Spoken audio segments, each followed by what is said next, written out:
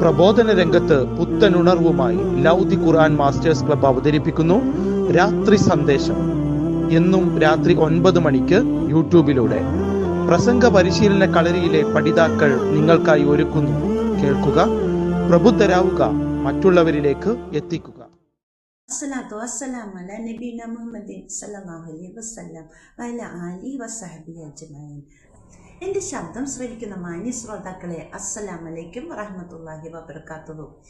ഇന്ന് ഇവിടെ സംസാരിക്കാൻ ഉദ്ദേശിക്കുന്ന വിഷയം ഒരു മനുഷ്യൻ്റെ ജീവിതത്തിൽ അത്യന്താപേക്ഷിതമായ 2 ഗുണങ്ങളെക്കുറിച്ചാണ്: ക്ഷമയും സഹനവും. നാം ജീവിക്കുന്ന ഈ ലോകം പരീക്ഷണങ്ങളുടെ ഒരു ലോകമാണ്. ഓരോ നിമിഷവും ഏതെങ്കിലും ഒരു പരീക്ഷണവുമായി നമുക്ക് നേരിടേണ്ടി വരാറുണ്ട്. ദാരിദ്ര്യം, രോഗം, നഷ്ടം, ആരോഗ്യം, സമ്പത്ത് എന്നിങ്ങനെ വിവിധ രൂപത്തിലുള്ള പരീക്ഷണങ്ങൾ. എന്നാൽ ഇവയെല്ലാം ഏറ്റവും മികച്ച രൂപത്തിൽ നേരിടുന്നതിനുള്ള ആയുധമാണ് ക്ഷമയും സഹനവും. ഈ 2 പദങ്ങളും നാം പലപ്പോഴും ഒരേ അർത്ഥത്തിൽ പ്രയോഗിക്കാറുണ്ടെങ്കിലും ഒരു സത്യവിശ്വാസിയുടെ ഹൃദയത്തെ ശക്തിപ്പെടുത്തുന്ന ഇവ രണ്ടും 2 വ്യത്യസ്ത ഗുണങ്ങളാണ്. ദൈവകൽപ്പനകൾ പാലിക്കുമ്പോൾ, പാപങ്ങളിൽ നിന്ന് വിട്ടകലുമ്പോൾ, വിധിയുടെ ഞെട്ടലുകളിൽ നിന്ന് സ്ഥിരത പുലർത്തുമ്പോഴുമെല്ലാം നമുക്ക് ക്ഷമ ആവശ്യമാണ്. നമ്മുടെ പ്രിയ പ്രവാചകൻ മുഹമ്മദ് നബി സല്ലല്ലാഹു അലൈഹി വസല്ലം പറഞ്ഞിരിക്കുന്നതായി സ്വഹീഹ് മുസ്ലിം ഹദീസിൽ രേഖപ്പെടുത്തിയിരിക്കുന്നു: ക്ഷമ പ്രകാശമാണ്. എന്തു മനോഹരമായ ഉപമയാണിത്! ക്ഷമ നമ്മെ ഇരുട്ടിൽ മാർഗദർശനം നൽകുന്ന പ്രകാശമാണ്. പ്രയാസങ്ങൾ നേരിടുമ്പോൾ, ജീവിതം ഇരുണ്ടുകൂടുമ്പോൾ നമ്മെ നേർവഴിക്ക് നയിക്കുന്നത് ക്ഷമയാകുന്ന പ്രകാശമാണ്. അത് ഒരു വിശ്വാസിയുടെ ഹൃദയത്തെ ശാന്തമാക്കുകയും അല്ലാഹുവിൽ നിന്നുള്ള പ്രതിഫലത്തെക്കുറിച്ച് ഓർമ്മിപ്പിക്കുകയും ചെയ്യുന്നു.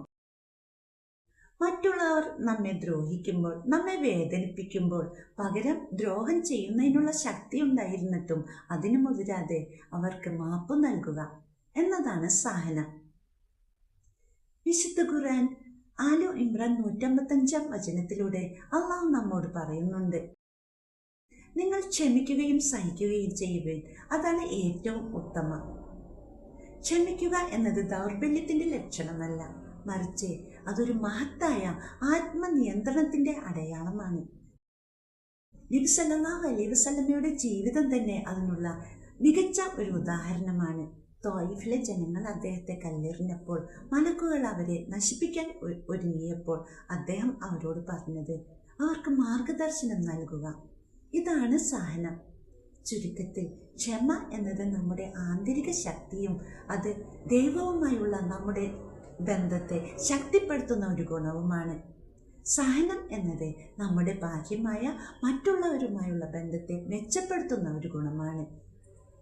ഒരാൾ ക്ഷമാലുവും സഹനശീലനുമാകുമ്പോൾ അയാൾക്ക് ഇഹത്തിലും പരത്തിലും ജീവിത വിജയം ലഭ്യമാകുന്നു.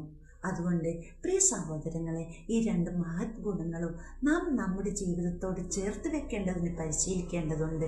അല്ലാഹു നാം ഏവരെയും ക്ഷമിക്കുകയും സഹിക്കുകയും ചെയ്യുന്നവരുടെ കൂട്ടത്തിൽ ഉൾപ്പെടുത്തി അനുഗ്രഹിക്കട്ടെ. ആമീൻ എന്ന് പ്രാർത്ഥിച്ചുകൊണ്ട് ആഖിർ ദഅ്വാനാ അൽഹംദുലില്ലാഹ്. അസ്സലാമു അലൈക്കും വറഹ്മത്തുള്ളാഹി വബറകാതുഹു.